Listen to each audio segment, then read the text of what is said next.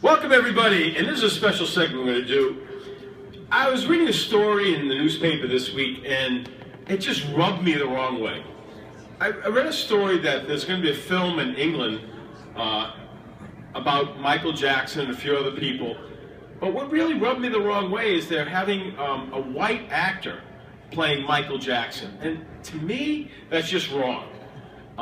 And I read about in the story that when Michael was alive, he did an interview with Oprah Winfrey, and he was furious in the interview talking about how a white actor portrayed him in a commercial. And he said to Oprah, "I'm proud of my race. I'm a black man. This is an outrage."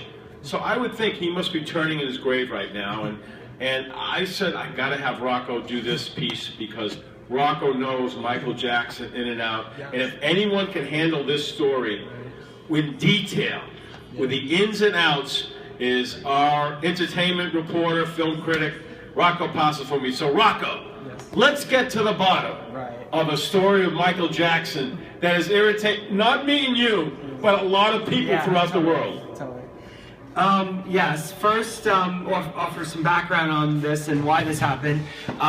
Sky Arts is the channel that is doing this piece. It's supposed to be some sort of series of, bizarre happenings that have occurred in the going-ons in the world. So there's a channel, Sky Arts. It's a satellite channel in Britain. It's part of a whole entertainment company called Sky, which is owned by Rupert Murdoch, owner of News Corporation, who also owns Fox, the Fox channels here in the U.S. And basically, the whole thing is they wanted to do this piece, and one of the episodes was going to be on Michael Jackson and Elizabeth Taylor and Marlon Brando, who were all friends. And they were all in New York when 9/11 happened because they had just filmed a couple of concerts that were going to be put together for a 30th anniversary television special that aired on TV, like a month after 9/11. Basically, what happened is allegedly they had a problem with, casting the actor to play Michael Jackson. And of course, we all know Michael Jackson was a very distinct figure in music, not only just for his singing, but also the way he ended up looking, because he had a skin condition called vitiligo, which ate up the pigment of his skin, and it, as time wore on, his skin became very white and very blotchy, and he started looking more Caucasian in the process. So the mentality of the TV channel was, oh, let's get we get somebody that actually looks like the way Michael Jackson did at the time, and then in their minds they decided to pick Joseph Fiennes, who's a British actor who's been in movies like Shakespeare in Love. And the thing is, though, is that yes, the case was with Michael Jackson is when he was interviewed by Oprah Winfrey back in 1993. He had done a Pepsi commercial. Pepsi had endorsed Michael Jackson, and he did a Pepsi commercial where basically he performs on piano, "I'll Be There," and then he sees a younger version of himself cast by a black actor. Basically it's sort of like, very nostalgic and all that kind of stuff. And then basically there was a lot of hubbub in the tabloids at the time about the fact that, oh, if Michael Jackson really considers him black, why would he just pick why did he pick a black kid? Basically, they were judging the fact that he had this, condition. Nobody knew that he had vitiligo at the time, but they were saying like, if he really wanted to be black, why does he look white, and why, have a black kid play him, right? Why just have a white kid play him? And this infuriated Michael Jackson so much because, this basically maybe set him off to finally get interviewed on, because he hadn't been interviewed in a good couple of years. So he got interviewed at Oprah, and he got the chance to really tell people for the first time why he had, looked white, basically. He had a condition called vitiligo. It's an autoimmune disease which eats the pigment of the skin.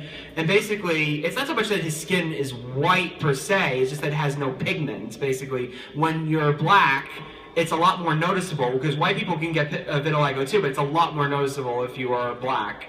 So basically, that's what happened with that situation.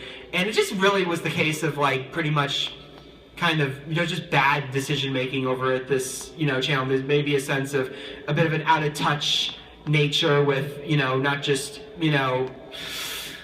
I guess to explain it, maybe they're a little bit out of touch with how the African American culture works, especially in America, because this story caught on like wildfire with the black community, because you had the Oscar controversy and then this just kind of added more fuel to the fire with the timing of it. And basically, it just really goes to show that one, Michael Jackson is still very much well missed, and he was enormously popular over the world. He was popular in Britain through the whole child molestation scandal, right to the end of his career. He was going to do a concert residency right before he died, and it was in Britain. He was going to do 50 concerts in Britain. That just shows how popular Michael Jackson maintained over in England. So I guess it was just a case of like the British not really understanding how to approach the situation, because in Britain they don't have, there's not a lot of minority presence on British entertainment. When you watch things like on the BBC or Channel 4 or ITV, it's still mainly the majority culture, which is white. I mean, I think if there's any minority representation, it's really from Muslim Arabs and Pakistanis that live in Britain. The black people are in Britain, but they are not like the big minority that gets a lot of focus. So I feel like it was a case of like a culture, not really translating well over to here. So basically, that's really my take on it. So thank you very much for your time, and here's Howie.